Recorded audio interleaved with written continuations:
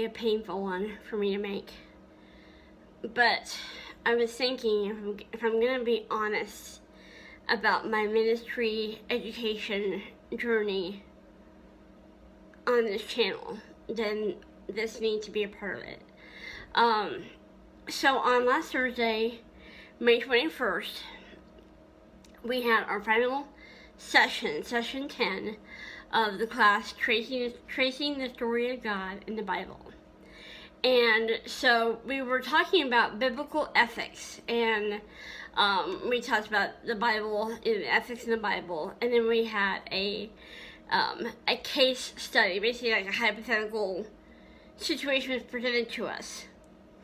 And basically the point was, the teacher said, how would you counsel this person? This person is in this situation, this has happened to them. How would you counsel them? What would you advise them to do? And I'm not going to go into detail about the situation, but it was basically a wife whose husband was unfaithful to her repeatedly. And I've experienced that myself. And one of the students had commented saying, well, this guy has a pattern of unfaithfulness. He's been unfaithful over and over again. I'm surprised that she didn't catch on to that or realize that sooner. And I just started sobbing. When I take the class, I take it, I go to my local church, because I have two people that go to my church that take the class with me. They're taking it at the same time I'm taking it. So we all meet at church together. We set up our computers and stuff, and we do the class together online through Zoom. And I just started sobbing. And my friends reached out and said, "Are you okay?" I'm like, "No, I'm not okay. I'm not okay." I was wearing earbuds so I could hear what was being said, so I'm hard of hearing.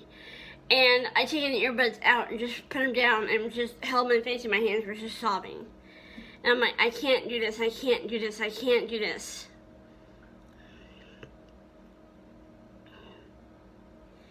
The person who was teaching the class was the same person who was in charge of my interview when I was applying for my district license. You have to go through an interview. If you've ever been through a divorce, you have to go through a divorce barrier removal interview, because divorce is a barrier to being ordained in the church.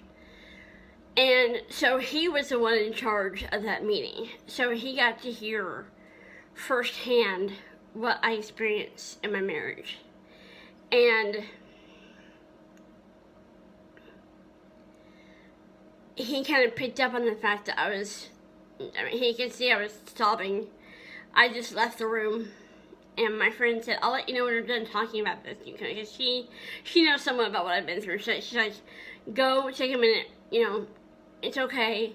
I'll let you know when I'll come and get you when they're done talking about this." And I'm like, "Okay." I left the room. Apparently the teacher saw I was having a hard time. And he said, is Kim okay? And my two friends I was taking the class with were like, "Yeah, she's alright." And I appreciate him doing that, because I didn't want to draw attention to myself. I didn't want the students seeing my reaction to what they were saying. I didn't want the spotlight to be on me at all. And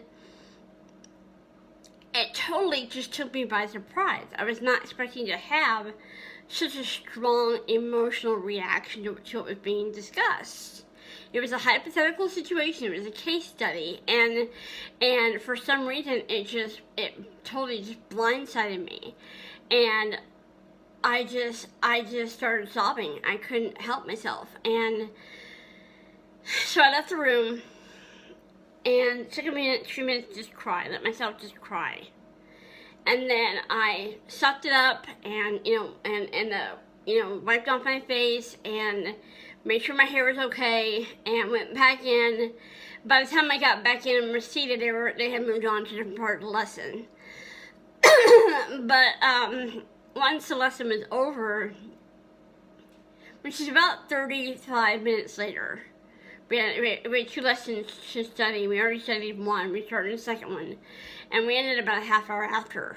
And immediately, as soon as the class ended, and we all left the Zoom meeting, as soon as it ended, he texted me and said, "Are you okay? It broke my heart to see you hurting." And that just spoke volumes to me.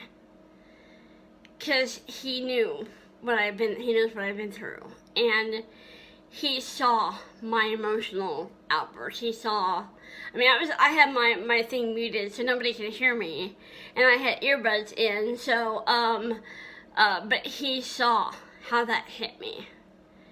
And for him to text me right away and say, "I'm so sorry, I should have been more sensitive. Are you okay?"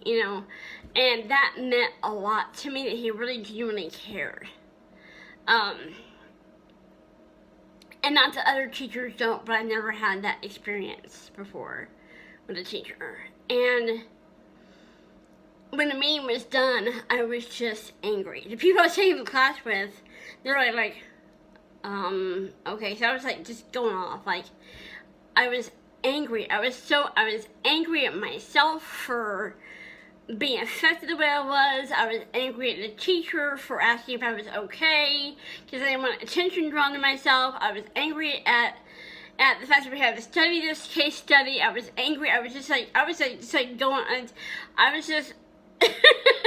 purely emotional reaction. I was just going off for 10 minutes. I sat there ranting and raving. So angry that I had that reaction. I wasn't expecting to have that reaction, and that it hit me the way that it did, and that I was sobbing on camera, and I should have shut my camera off, and just was angry. So I got home and texted the teacher and said, "I'm okay now. I wasn't at the time, but I am now." And he was so understanding and so supportive, and said, I'm sorry, I should have been more sensitive to what you're going through, And we talked for a few minutes by text, and I told him I was angry at myself for my emotions doing that to me during the class, and that I didn't want any attention drawn to myself. I didn't want the other students to see me cry. I didn't want him to see me cry. That I was angry at myself for crying in the first place, but he was just very sweet and very supportive. And so, it's not a good thing when you just start sobbing in front of 10 complete strangers on Zoom. It's not a good thing. And but the people that I'm taking the class with said that he asked if I was okay, but then quickly moved on, and he quickly he brought up something else, and so he didn't dwell on my reaction very long, which I'm grateful for that. He just kind of moved on with the lesson, but but I was embarrassed that anybody, even the people I was taking the class with, were there in the room, that they saw me react that way. I was just angry, because I want to be seen as, I'm not trying to be seen as a superhero or someone who has it all together, but I want to be seen as a reasonably strong person, and when you are made vulnerable in front of a bunch of strangers, it's a very humbling and frustrating moment, and it just came out of nowhere. I was not expecting to have that emotional reaction. I was not expecting that to happen at all, but it did. And so I feel like I've learned from this experience, that we all have hurts inside of us. We all have things that will trigger us and cause us to either get angry or get sad or get emotional or whatever. And I feel like God can use even that.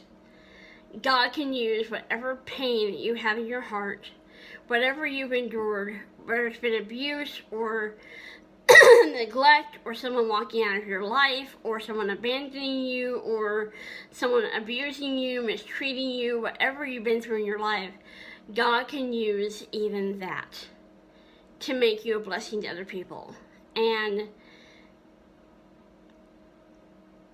for me, it was a very humbling thing for me. And I love that God had that guy be the guy I had my interview with. Because that means he's privy to my past, and therefore he knew, when he saw my reaction, he knew that he had, and he said I should be more sensitive. No, this is part of the lesson. I'm like, don't apologize. This is not your fault. This is part of the lesson. This is something that we have to learn and have to think about, how to counsel people that have this situation happen to them. And so it was just but I feel like the teacher and I had become friends through that whole situation. And it was the last session. We're not meeting together again. I'm not going to see him again until probably sometime next year when we have our next ministry event. But to have that compassion and that understanding from him meant a lot. And no matter what you've been through in your life, no matter what has come up against you, no matter what you've walked through, God can use your pain and your hurt in your past to help others and to be an encouragement to others, and don't ever forget that. So I'm going to go and get this uploaded. Thank you for watching this video, and I hope you have a blessed day.